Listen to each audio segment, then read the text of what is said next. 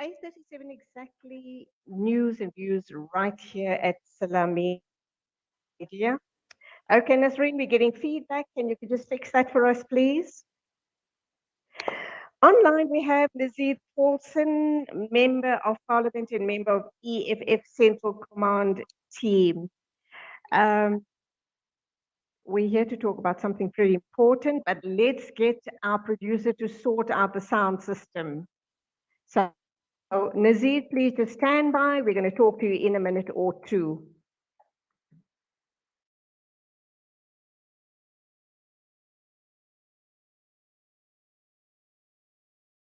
Okay, let's give it another shot. Assalamu alaikum to you, Nazeer Paulsen, Member of Parliament and member of EFF Central Command team. Assalamu alaikum. Welcome to the show this morning. Can you hear me loudly and clearly? I can hear clearly. Oh, shukran for that. Okay. Now, we understand that the EFF has once again called for the relocation of the South African Parliament to Tshwane. In a statement released following the mysterious fire, EFF has given reasons why it's important now more than ever to relocate the National Assembly. So, talk to us about this issue. Well, it was long before the fire, there was even a mysterious fire, that the EFF has called for the relocation of Parliament to the city of Tshwane. And it's very logical. Um, Cape Town is at the far end of the country. It is, it takes long for 90% of the members of parliament to travel to Cape Town, whereas Tshwane, a more central location, would be a more logical choice for uh, for parliament to operate from. It is easily accessible from Limpopo, Mpumalanga, Northwest, Free State, parts of the Eastern Cape. Parliament then would only have to accommodate those few members who travel from the furthermost part of the Northern Cape, the Western Cape, and the Eastern Cape. And it would be cheaper than maintaining 3 parliamentary villages and ministerial homes for members of parliament here in Cape Town. But we also know that the presence of a legislative capital in Cape Town and an administrative capital in Tshwane is as a result of a pact between the colonial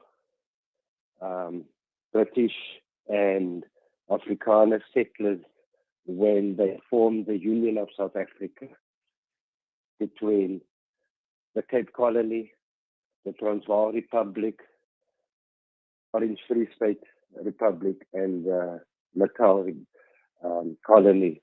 So that was a pact to and a compromise between the Afrikaners and the British colonialists. So we don't have to maintain that pact. We are in a democratic South Africa. We need to depart from our colonial and apartheid tradition and agreements, and come up with a new way of operating. The administrative capital is in Tshwane. It takes long for ministers and departments to travel to Cape Town. They have to be accommodated overnight and possibly and sometimes for more than one day in order to attend and to report to portfolio committees at Parliament. It makes no sense to continue. It makes no financial sense. It is illogical to continue operating with 2 separate arms of state, a legislative and an administrative capital, 1,000 kilometers, 1,300 kilometers apart. Okay, Nazeer, so do we know what sort of what sort of figures we're looking at, because it's not only the EFF that has called for this relocation a long time ago. Economists have been talking about it as well. Would you know offhand what sort of figures we're looking at in terms of saving? And also the EFF has gone on to say that the money that would be spent on repairing the fire damage could be used for the relocation of Parliament to Tshwane. But whether they relocate or not, the building still does have to be repaired, and then possibly let out or repurposed for other uses. What do you say to that? Well, let's look at the repurposing. Those colonial and apartheid statues that adorn our public spaces can be placed inside that parliament. That parliament must become a monument showing the evils of colonialism and apartheid. And that building was a building that enacted laws that subjugated black people in this country. So it can be used to show the evil of those eras. But we, as a democratic South Africa, should now embrace our freedom going forward and come up with a new way of operating and finally depart from our colonial and apartheid past. It could also be used to house the countless of homeless people we have in the country. So, that's another thought. But in terms of costing... I wouldn't want our homeless people in that building that could just easily go up in flames. We must give them more dignified and safe accommodation, please. Let us not subject God's creation to what could possibly go up in smoke again. Well, we're not sure that the building was a tinderbox ready to explode. We're hearing things like the sprinkler valves were shut off or some such thing. It might also be sabotage to the building. So we're not sure that the building itself was not safe. As at this point in time, the forensics report hasn't come out, so we're not quite sure what exactly the situation is. I still stand by what I said. I'd rather house homeless people than see them on pavements and in parks. But be that as it may, that's a separate discussion. Do we know what it costs to have parliamentarians from all over the country to attend sessions in Cape Town? I'm trying to get to numbers to see how better the money could be utilized, and possibly the repair of the building. Well, I don't know what it's going to cost to repair. It's too soon to tell, and not something that okay, we focus on at this stage. What we are focusing on is long-term saves, not for Parliament, for taxpayers. Money that can be better applied elsewhere. Regardless as to what it's going to cost to repair that building, regardless as to what the once-off cost would be to relocate, there'd be tremendous savings. It's very expensive. Think of it. A member of Parliament is issued with 86 flights a year. A member of Parliament is accommodated in one of 3 villages in Cape Town.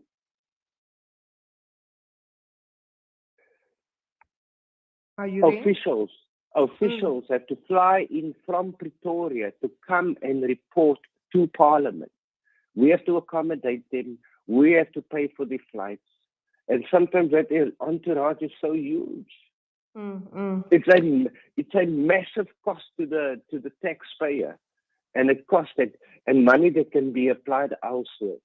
But typically, the ANC does not want to offend its white colonial masters and friends, and the people who still control our economy. Just like the ANC does not want to make sure that land is returned to the people of this country. Okay, so basically, the gist of this conversation is really about curbing wasteful government expenditure and to cut all ties related to the colonial framework which was established by those who conquered this nation. What the EFF goes on to say is that this fire must serve as an opportunity to permanently relocate Parliament to Gauteng. How much more pressure are you going to bear on government to make sure that this happens? And do you truly think that it is a possibility that this will in fact happen? Let me put it to you this way. In 2024, there will be no ANC government. If it is not done, you can laugh. If it is not done now, we are going to make sure that part of our election manifesto is to ensure a more efficient government that is located, that has its administrative and legislative arm located in one city, saving billions of rands to taxpayers that can be used to address more important and pressing needs of our people, as opposed to flying officials and members of parliament around the country. We need to operate more effectively, and this ANC government is not about operating effectively, it's about appeasing their friends in big business. Okay, Nazier, I laughed because I kind of just wondered, there's been such whisperings about that the ANC is not effective enough. Not effective enough. They're not effective totally at all. Ineffective. It is only the EFF that is EFF effective. Do you think that you guys are going to be heading the country come 2024? This country has only the future of this country, for the future viability of this country lies only with the EFF. We need to get rid of this fossilized party, former liberation movement. Okay, I am apolitical, so when I ask these questions, we can't be apolitical. Political is what dictates every day of our lives. But I know you have to be impartial here. Absolutely. Okay, we're talking here about saving taxpayers hundreds of millions of rands. The sensible thing would be to relocate Parliament to Tshwane. I've talked about you must learn to say the word properly. Tshwane. Thank you for that lesson in articulation. I do appreciate it very, very much. I will get around to it. Tshwane. Thank you, Nazier Paulsen. It is 8:50 a.m. time for our next interview. Till the next time when we speak to you again, it is Assalamu alaikum to you. Wa alaikum salam wa rahmatullahi wa barakatuh. That was Nazier Paulsen, Member of Parliament and member of EFF Central Command team, who's just given me a lesson in articulation. I value that. Thank you indeed. 8:51 exactly. News and views right here on Salam Media. Every 60 seconds, a silent pandemic